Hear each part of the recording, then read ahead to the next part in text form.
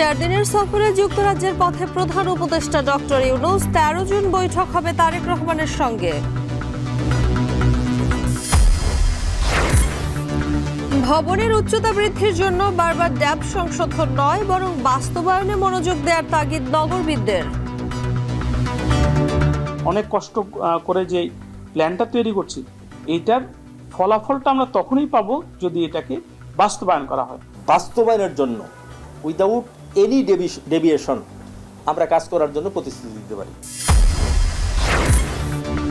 উত্তরাঞ্চলে বিনিয়োগ টানতে সৈয়দপুরকে আন্তর্জাতিক বিমানবন্দরের তাগিদ। টার্মিনালে বেড়েছে নানা সুযোগ সুবিধা। এবং সন্ধ্যায় বাংলাদেশ সিঙ্গাপুর লড়াই। ঘরের মাঠে জয় পেতে মরিয়া হামজা জামাল ভুইয়ারা। প্রস্তুত জাতীয় স্টেডিয়াম।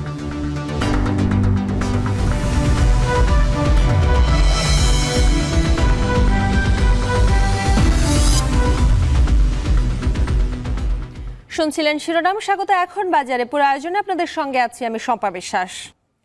4 দিনের সরকারি সফরে লন্ডনের পথে প্রধান উপদেষ্টা ডক্টর মোহাম্মদ ইউনূস সোমবার সন্ধ্যা 7:30টায় তার সফর সঙ্গীদের বহনকারী এমিরেটস এয়ারলাইন্সের ফ্লাইট হযরত শাহজালাল আন্তর্জাতিক বিমানবন্দর ত্যাগ করে। সফরে ব্যাকিংহাম প্যালেসে ব্রিটিশ রাজা তৃতীয় চার্লসের সঙ্গে দেখা করবেন ডক্টর ইউনূস। এ সময় কিংস চার্লস হারমোনি অ্যাওয়ার্ড গ্রহণ করবেন তিনি। বিশ্বব্যাপী গুরুত্বপূর্ণ অবদান রাখায় তাকে এই অ্যাওয়ার্ডের জন্য মনোনীত করা হয়েছে। আগামী 12 জুন লন্ডনের সেন্ট জেমস প্যালেসে এই পুরস্কার দেওয়া অনুষ্ঠিত হবে। সফরসূচি অনুযায়ী 11 জুন ডক্টর ইউনূসের সঙ্গে দ্বিপক্ষীয় বৈঠক করবেন ব্রিটিশ প্রধানমন্ত্রী কিয়ার স্টারমার, পররাষ্ট্রমন্ত্রী ডেভিড ল্যামি এবং অন্যান্য সিনিয়র মন্ত্রী, রাজনৈতিক নেতা এবং ব্যবসায়ী সম্প্রদায়ের প্রভাবশালী ব্যক্তিত্বরা প্রধান উপদেষ্টার সঙ্গে সাক্ষাৎ করবেন। এছাড়া 13 জুন প্রধান উপদেষ্টার সাথে সাক্ষাৎ করবেন বিএনপির ভারপ্রাপ্ত চেয়ারম্যান তারেক রহমান। সফর শেষে আগামী 14 জুন দেশে ফেরার কথা রয়েছে প্রধান উপদেষ্টার। ঢাকার নগরায়ন কতটুকু পরিকল্পিত? প্রশ্নটি আসতেই চোখের সামনে ভেসে ওঠে অগোছালো একটি শহরের ছবি, যা প্রতিনিয়ত অপরিকল্পিতভাবে বিস্তৃতি লাভ করছে চারপাশে। অন্যতম ঘন বসতিপূর্ণ এই শহরকে নাগরিক বান্ধব করতে 2016 সালে নেওয়া হয় টেকসই উন্নয়ন পরিকল্পনা ড্যাব। রাজুকের এই প্রকল্প 2022 সালে সংশোধনের পর ফের আলোচনায় এর নিয়মকানুন এবং বিধিবিধান। 2035 সাল পর্যন্ত মেয়াদ থাকলেও আবারও সংশোধন হচ্ছে ড্যাব। তবে মাঠ পর্যায়ের বাস্তবতাকে এড়িয়ে কাগজ কলমের সংশোধন, পরিবর্তন এবং পরিমার্জন দিয়ে কতটুকু সফল হবে এই পরিকল্পনা, জানাচ্ছেন মাঝার ইমন।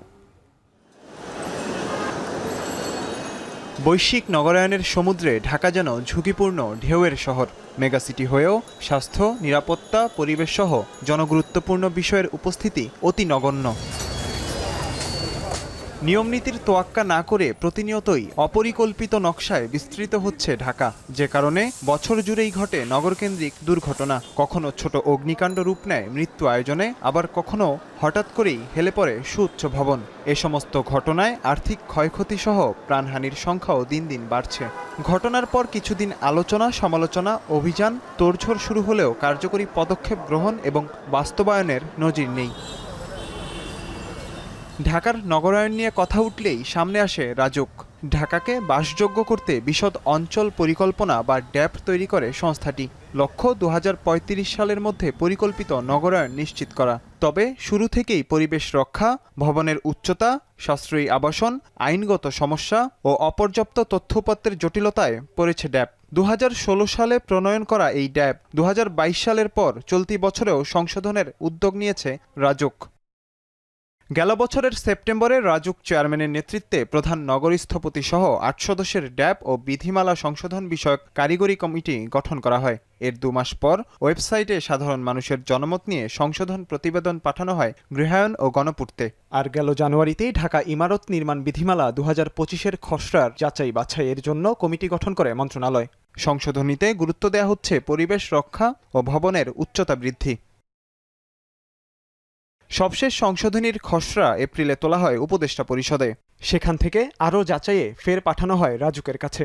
জানা গেছে, বিভিন্ন অংশীজনদের সাথে আলোচনা শেষে চলতি মাসের শেষ সপ্তাহেই প্রতিবেদন পাঠাবে রাজুক। ড্যাব বাস্তবায়নের মাঠ পর্যায়ের বাস্তব চিত্র নিয়ে রয়েছে অনেক রকমের প্রশ্ন। সংশোধন, পরিবর্তন, পরিমার্জনের মধ্যেই ঘুরপাক খায় এই নিয়ম নীতির বিভিন্ন বিধিমালা। সংশ্লিষ্টরা বলছেন, রাজধানী সহ এর আশপাশের নগরায়নের বাস্তব চিত্র উপলব্ধি করে যত দ্রুত সম্ভব দায়িত্বশীল কার্যকরী ভূমিকা গ্রহণের বিকল্প নেই। ঢাকা শহরের একটু বাইরে চলে যান, সেখানে দেখবেন যে এখানে ড্যাপের আর কোনো প্রয়োগ নেই। এখন আমার কাছে যেটা মনে হয়, আমরা অনেক কষ্ট করে যে প্ল্যানটা তৈরি করছি, এইটার ফলাফলটা আমরা তখনই পাবো যদি এটাকে বাস্তবায়ন করা হয়। পারদর্শী ও নিরপেক্ষ ব্যক্তিদের দিয়ে সংশোধনের দাবি জানিয়ে রিহ্যাব বলছে, বাস্তবায়নের সহযোগিতা করতে চায় আবাসন খাতের এই সংগঠন। যে ড্যাপটা আমাদের করে দিবে, আমরা যেটা চাচ্ছি, মানে রিহ্যাব প্লাস বিভিন্ন লিঙ্কেজ ইন্ডাস্ট্রিজ, আমরা যেটা চাচ্ছি সেইটার ব্যাপারে আমার স্পেসিফিক বক্তব্য হলো যে এটি যথাযথভাবে বাস্তবায়নের জন্য উইদাউট এনি ডেভিয়েশন আমরা কাজ করার জন্য প্রতিশ্রুতি দিতে পারি। বিশদ অঞ্চল পরিকল্পনা বাস্তবায়ন একার পক্ষে সম্ভব নয় মন্তব্য করে ড্যাপের প্রকল্প ব্যবস্থাপক বলছেন, সিটি কর্পোরেশন, ওয়াসা, ডেস্কো সহ নগরবাসীকে সেবা দেয়া প্রতিটি সংস্থারই সম্পৃক্ততা প্রয়োজন। সকল সংস্থার দায় দায়িত্ব এই ড্যাপের ভিতরে নির্ধারণ করা আছে। সো এই বাস্তবায়ন প্রক্রিয়া যদি সংস্থা তার নিজের দায়িত্বটা প্রতিপালন করে, হয়তো এই বাস্তবায়ন প্রক্রিয়াটা খুব বেশি অগ্রগতি হবে। মাঝার ইমন, এখন, ঢাকা।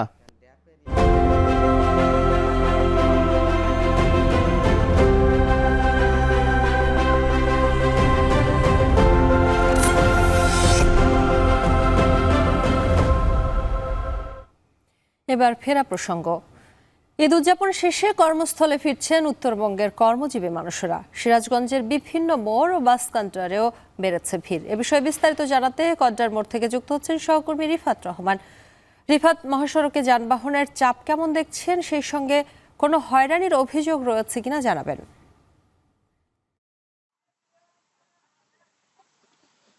শম্পা, কর্মস্থলে যোগ দিতে ঢাকায় ফিরছে উত্তরবঙ্গের মানুষ। বিশেষ করে উত্তরবঙ্গের যে জেলাগুলো রয়েছে, বগুড়া, রাজশাহী, রংপুর, দিনাজপুর, এই জেলাগুলোর যারা মানুষ রয়েছে তারা ইতিমধ্যে ঢাকায় ফিরতে শুরু করেছে। তবে মহাসড়কে এখন পর্যন্ত তেমন যানবাহনের চাপ পড়েনি। তবে আমি যে জায়গাটিতে রয়েছি এটি উত্তরবঙ্গের প্রবেশদ্বার সিরাজগঞ্জের এই যমুনা সেতুর পশ্চিম সংযোগ মহাসড়কের কড্ডার মোড়। এই মোড়ে আমরা কিন্তু দেখছি যে যারা ঢাকায় ফিরছেন যাত্রীদের চাপ রয়েছে। তবে সকাল থেকে আমরা ভোর থেকে রয়েছি, ভোরে যাত্রীদের চাপ কিছুটা কম ছিল। তবে বেলা যত গড়াচ্ছে যাত্রীদের চাপ কিন্তু এই মোড়গুলোতে যাত্রীদের চাপ বাড়ছে। তবে এখন পর্যন্ত যে ঈদে কর্মস্থলে ফেরা মানুষের যে চাপ, পুরোপুরি চাপ কিন্তু এখনো পড়েনি।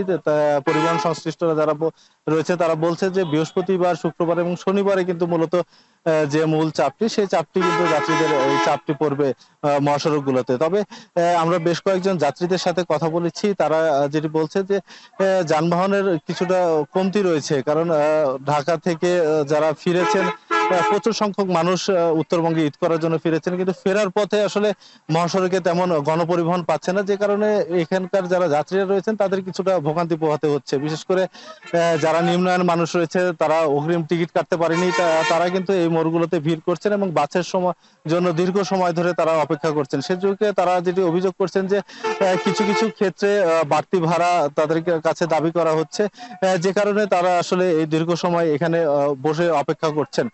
তবে যেগুলো কাউন্টারের বাসগুলো রয়েছে সেগুলো প্রত্যেকটি বাসই কিন্তু একদম যাত্রী পরিপূর্ণভাবেই কিন্তু ঢাকার দিকে যাত্রা করছে। তবে প্রশাসনের নজরদারির কথা যদি বলি, আমরা সকাল থেকে দেখেছি যে পুলিশের পাশাপাশি র্যাব কিন্তু বিভিন্ন কাউন্টারে যাচ্ছেন এবং যাত্রীরা যাতে হয়রানি না হয়, বাড়তি ভাড়া যাতে আদায় করা না হয়, সেই ক্ষেত্রে তারা তদারকি করছেন। পাশাপাশি সেনাবাহিনীও কিন্তু বিভিন্ন কাউন্টারগুলোর মনিটরিং করছেন। তো শম্পা, এই ছিল কড্ডার মোড় থেকে ঈদ যাত্রার সবশেষ আমার কাছে। সৈয়দপুর বিমানবন্দরকে আন্তর্জাতিক করার এখনই মোক্ষম সময় বলে মত অর্থনীতিবিদ এবং বিশ্লেষকদের। সব ধরনের আন্তর্জাতিক চাপ উপেক্ষা করে সৈয়দপুর বিমানবন্দরকে দ্রুত আন্তর্জাতিক মানে উন্নীত করার তাগিদ দিয়েছে বাংলাদেশ বিনিয়োগ উন্নয়ন কর্তৃপক্ষ। আর জানাচ্ছেন আমিরুল বাপ্পি। 1971 সালে পাকিস্তানি হানাদার বাহিনীর সামরিক প্রয়োজনে নির্মিত হয় সৈয়দপুর বিমানবন্দর। এক সময় পর্যন্ত পরিত্যক্ত থাকলেও 1979 সালে শুরু হয় যাত্রীবাহী বিমান চলাচল। এরপর নানা প্রতিবন্ধকতা পেরিয়ে সৈয়দপুর রুটে নিয়মিত ফ্লাইট পরিচালনা করছে দেশি ও বেসরকারি 4টি এয়ারলাইন্স। ঢাকার পাশাপাশি এখন সৈয়দপুর থেকে সরাসরি আকাশপথে যোগাযোগ রয়েছে চট্টগ্রাম ও কক্সবাজারের সঙ্গে। এতে ব্যবসা বাণিজ্য যেমন সহজ হয়েছে, তেমনি পর্যটকদের জন্য সুবিধা বেড়েছে কয়েক গুণ।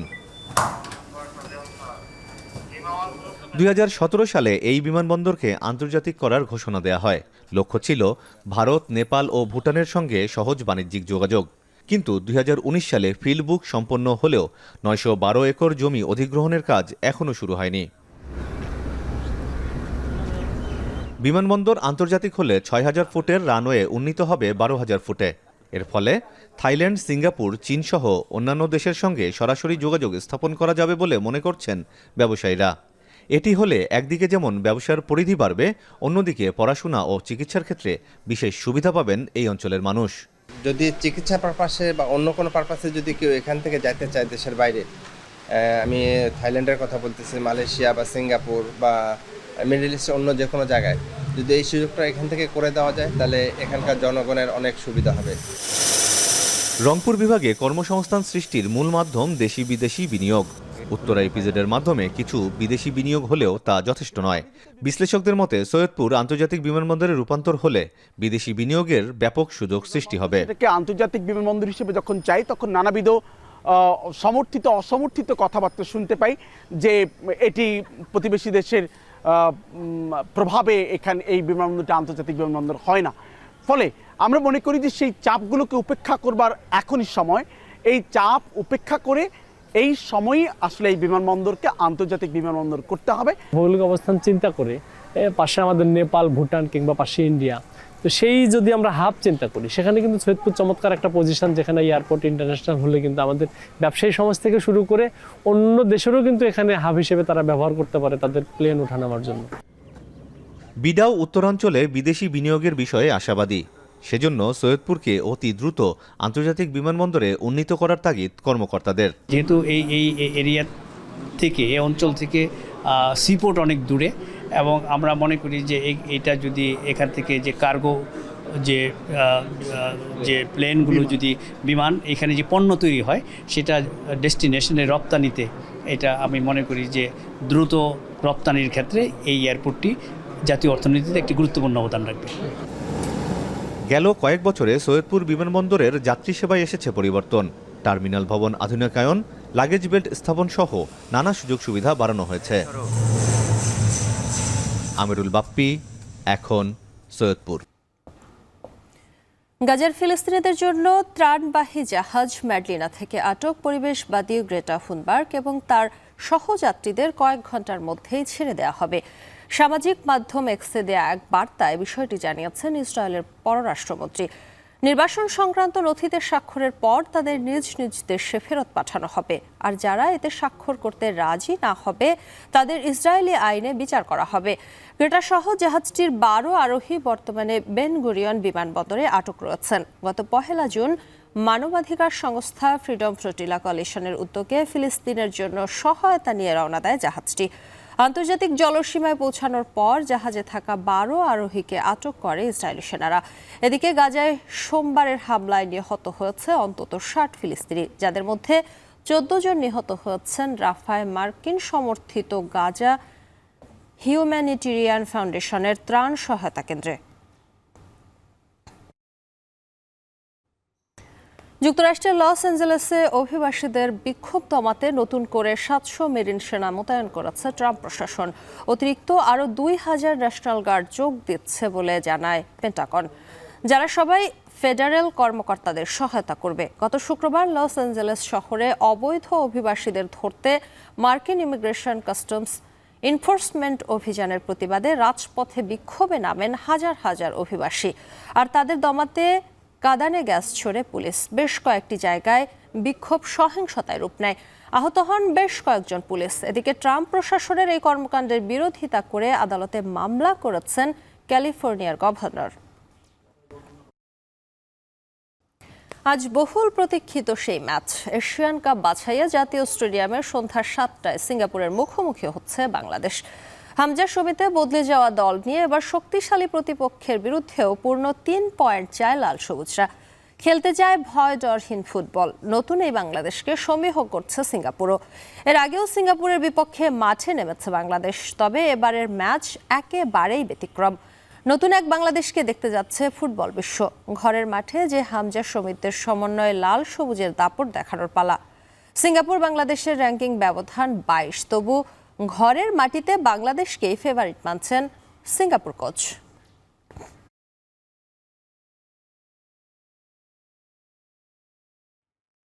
শেষ করছি এখন বাজার, তবে যাবার আগে শিরোনামগুলো জানিয়ে দিব আরও একবার। 4 দিনের সফরে যুক্তরাজ্যের পথে প্রধান উপদেষ্টা ডক্টর ইউনূস। 13 জন বৈঠক হবে তারেক রহমানের সঙ্গে।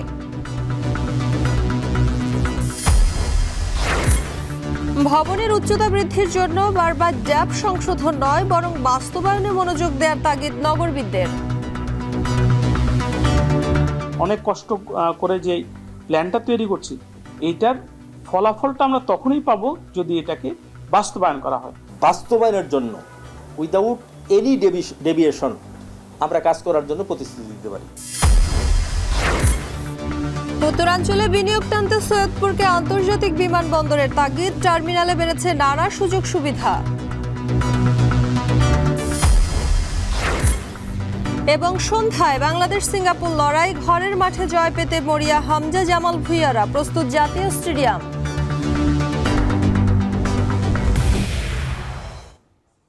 শেষ করছি এখন বাজার। এখন টেলিভিশন ওয়েবসাইটে দেখতে ভিজিট করুন www.ekhon.tv। এছাড়া এখন টেলিভিশন ফেসবুকে দেখতে ভিজিট করুন facebook.com/tv.ekhon এবং ইউটিউবে এখন টেলিভিশন দেখতে ভিজিট করুন youtube.com/c/ekhon tv।